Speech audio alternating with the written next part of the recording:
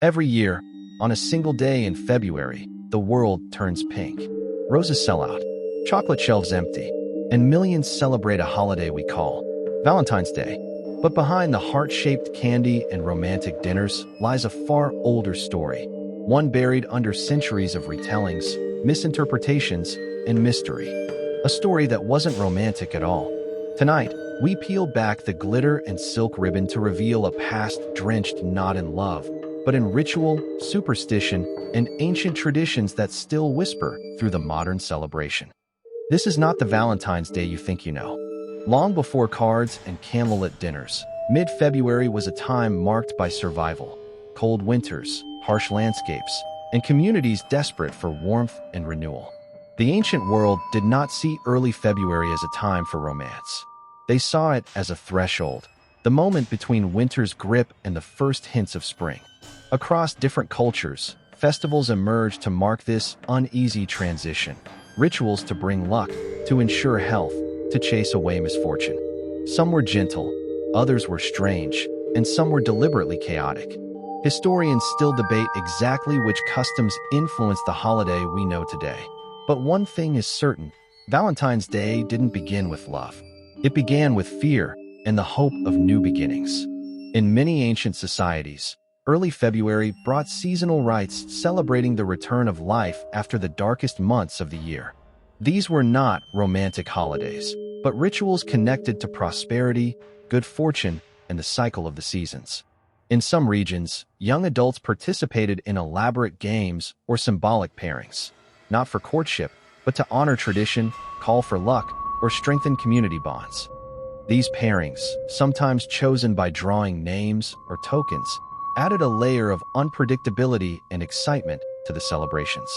Imagine the atmosphere, bonfires flickering, crowds gathering, and the sense that the boundaries between the ordinary and the magical had grown thin. People danced, sang, and performed symbolic ceremonies believed to chase away misfortune. These festivals were loud, raw, and full of energy, a sharp contrast to the soft, gentle imagery of modern Valentine's Day. And yet, threads from these celebrations would eventually weave themselves into the fabric of the holiday. One of the strangest puzzles surrounding Valentine's Day is its date.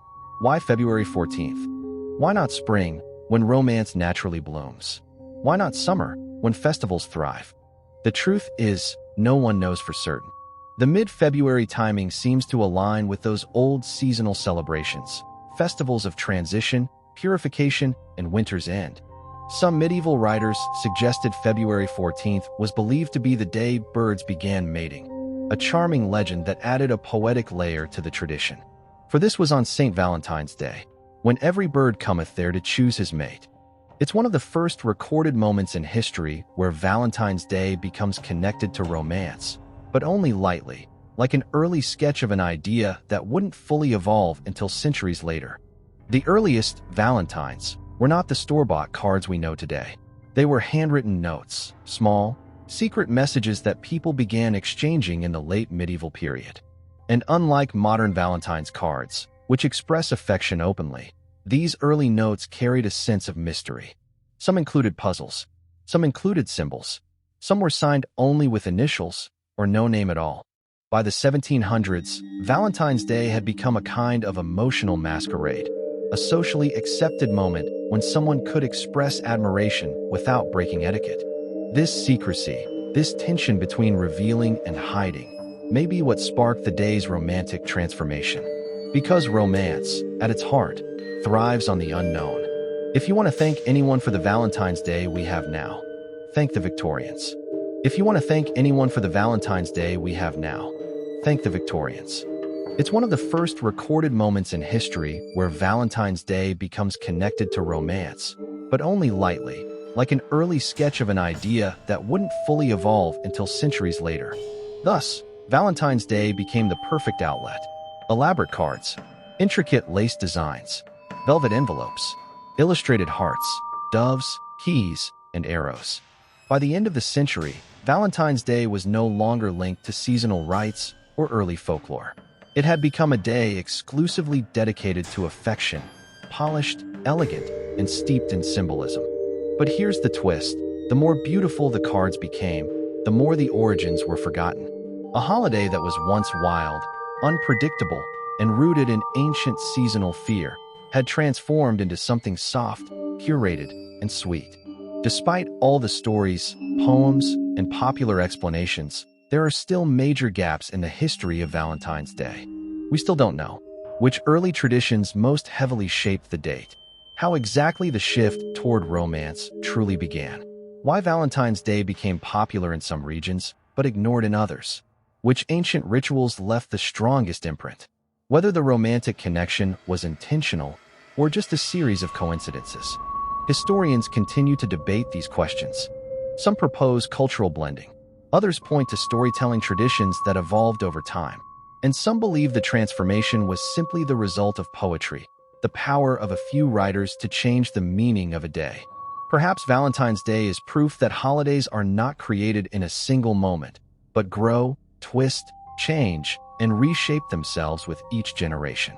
Today, Valentine's Day is one of the most commercialized, widely celebrated romantic holidays on the planet. But its past? Full of shadows, mysteries, and unanswered questions. And that raises a haunting thought. Maybe Valentine's Day isn't really about romance, not at its core. Maybe it's about something older, the human need to connect during the darkest part of the year, to reach for warmth when the world is cold, to seek hope, affection, and companionship in a time once associated with uncertainty and fear.